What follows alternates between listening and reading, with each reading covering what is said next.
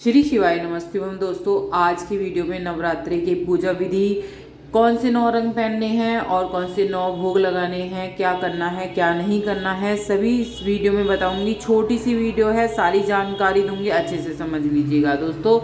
नवरात्रि का त्यौहार 9 दिन तक चलता है। इन 9 दिनों में तीनों देवियाँ पार्वती, लक्ष्मी और सरस्वती के 9 स्वरूपों की पूजा की जाती है।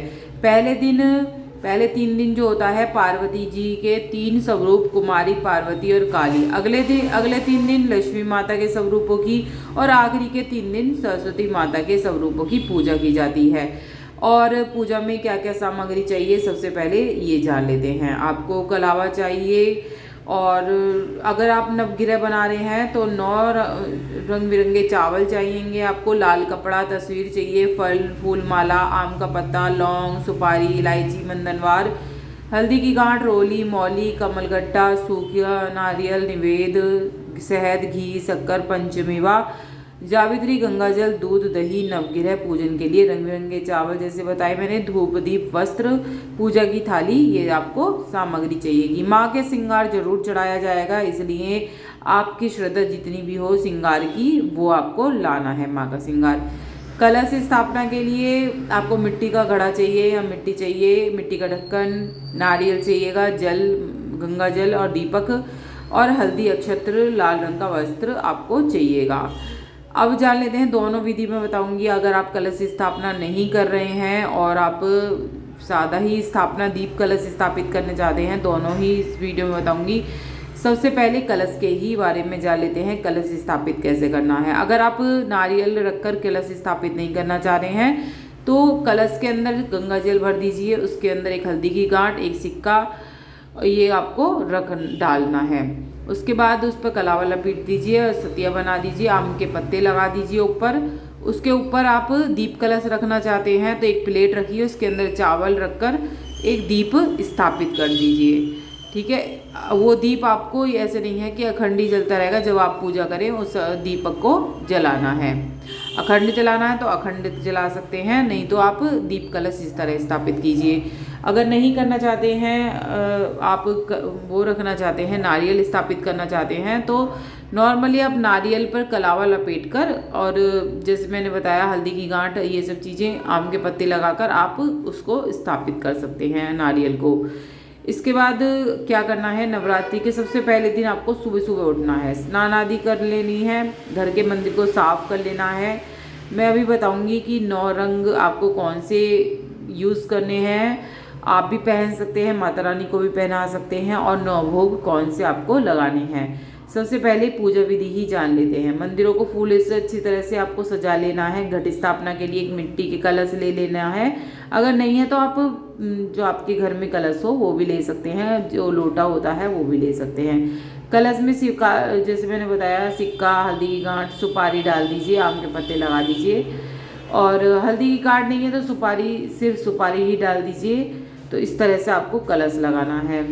स्थापित करने के बाद इसके ऊपर आप, इसके नीचे आप वो भी लगा सकते हैं, जौ की डोरी का किसी मिट्टी का बर्तन ले लीजिए और उसमें जौ डालने हैं। जौ कैसे बोना है ये भी अच्छे से जान लीजिए आप, कि अच्छी तरह जो हरे भरे जौ हो, उसके लिए आपको जौ एक दिन पहले ही रात को भिगो देना है। जब सांझी रखी जाएंगे एक दिन पहले, तब आपको पानी में ऐसे ही भिगो दीजिए, और फिर अगले दिन आप अगर उस जौ को बोएंगी मिट्टी में या किसी भी चीज़ में, तो बहुत ही जल्दी ग्रोथ लेते हैं वो जौ। तो आपको इस तरह से अगर जौ बोएंगे तो आपको बहुत ही जल्दी अच्छे असर देखने को मिलेंगे, हरे भरे जौ उगते हैं हमारे। अब जान लेते हैं कि, पहले बता देती हूँ 9 रंग कौन से हैं।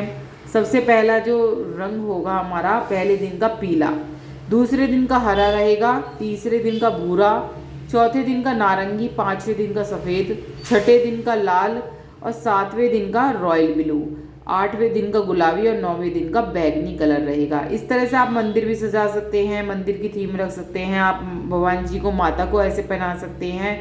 आप भी अगर पहने तो बहुत ही अच्छी बात है। आपने देखा होगा मंदिर में भी ऐसे अलग अलग कलरों में माता जी को सजाया जाता है, तो आप भी पहने और माता को भी इस तरह से सजा सकते हैं। इन कलरों से। ठीक है, अब जान देते हैं माता को भोग कौन से लगने हैं, 9 दिन के 9 भोग कौन से लगने हैं। सबसे पहले माँ शैलपुत्री के बारे में बता देती हूँ। सफ़ेद चीज़ों का भोग लगा सकते हैं, अगर नहीं हो सकता है तो गाय के घी से बनी कुछ भी चीज़ आप भोग लगाते हैं, इससे रोग मुक्ति होती है, बीमारियां दूर हो जाती हैं। दूसरा ब्रह्मचारिणी जी का होता है, इस दिन मिश्री, चीनी, पंचामृत का भोग आप लगा सकती हैं, इससे सौभाग्य की प्राप्ति होती है लंबी आयु के साथ। और माँ चंद्रघंटा को दूध और इससे बनी चीज़ों का भोग लगाएं, इसी का दान भी कर सकते हैं, इससे दुखों का नाश होता है। माँ कुष्मांडा को मालपुए का भोग लगाया जाता है। प्रसाद को ब्राह्मण को दान दे या खुद भी आप खा सकती हैं, बुद्धि का विकास होता है इससे। माँ सकंद माता को केले का भोग लगाया जाता है इस दिन। माँ कात्यायनी को शहद का भोग लगाया जाता है। माँ कालरात्रि को गुड़ का भोग लगाया जाता है। और महागौरी को नारियल सिर से घुमाकर बहते हुए जल में प्रवाहित कर दे, इस दिन माँ को महागौरी को नारियल का भोग लगाया जाता है। 9वां दिन आ गया, 9वां दिन में अनाज का भोग लगाया जाता है, जैसे हलवा, चने, पूरी, खीर, पुए, इन चीज़ों का भोग लगाया जाता है। 9 रंग बता दिए मैंने, 9 आपके वो बता दिए भोग आपको कौन कौन से लगाने हैं। अब पूजा जान लेते हैं आपको किस तरह से रोज़ की पूजा करनी चाहिए। रोज़ की पूजा में आपको क्या करना है, आप अगर 9 रतन बना रहे हैं, 9 मतलब वो बना रहे हैं, नवग्रह बना रहे हैं, तो नवग्रह को आप स्थापित कर दीजिए। 9 जगह आपको सुपारी रखनी है, चावलों के ऊपर सुपारी रख दीजिए, वो नवग्रह तैयार हो जाएंगे आपके। रंगीन चावल ले लीजिए या फिर आप सफ़ेद चावल पर भी सुपारी नवग्रह के नाम पर 9 सुपारी रख देंगे तो नवग्रह की स्थापना हो जाएगी। इन्हें कलावा अर्पित करें, तिलक लगाएं, 9 सुपारियों पर माता के सामने ही स्थापित करना है। उसके बाद आपको माता की तस्वीर भी लगानी है। गणेश जी की तस्वीर जरूर स्थापित करें, गणेश जी की पूजा के बगैर सारी पूजा अधूरी होती हैं।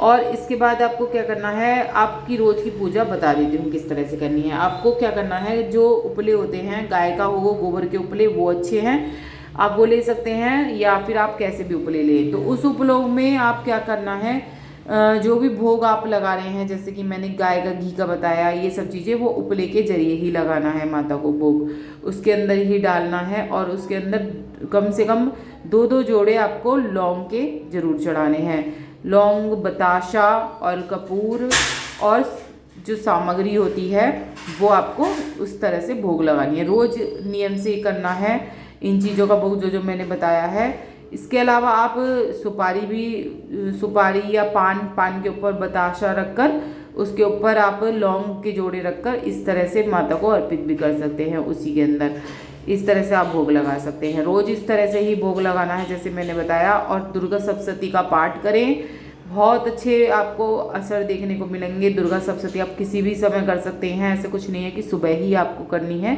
तो आप अपने नियम से कर सकते हैं। दुर्गा सप्तशती का पाठ करें अच्छे से, पूजा विधि विधान से। अगर इसी तरह से करते रहेंगे, रोज़ दीपक जलाना है सुबह शाम, इस तरह से जलाना है, कम से कम 1 घंटा आधा घंटा वो दिया जलता रहना चाहिए। अगर अखंड ज्योति जला रहे हैं तो और भी अच्छी बात है। पूरे नवरात्रे तुलसा माता के आगे भी जरूर दीपक लगाना है। मुख्य द्वार पर भी दीपक लगाने से धन धान्य में वृद्धि होती है। सभी चीज़ें इस वीडियो में बतानी चाहिए। अगर और भी कुछ आप पूछना चाहते हैं तो ज़रूर पूछिएगा। अच्छी लगे वीडियो तो लाइक सब्सक्राइब जरूर कर लीजिए चैनल को, जो आगे वीडियो मिलती रहे। हर हर महादेव।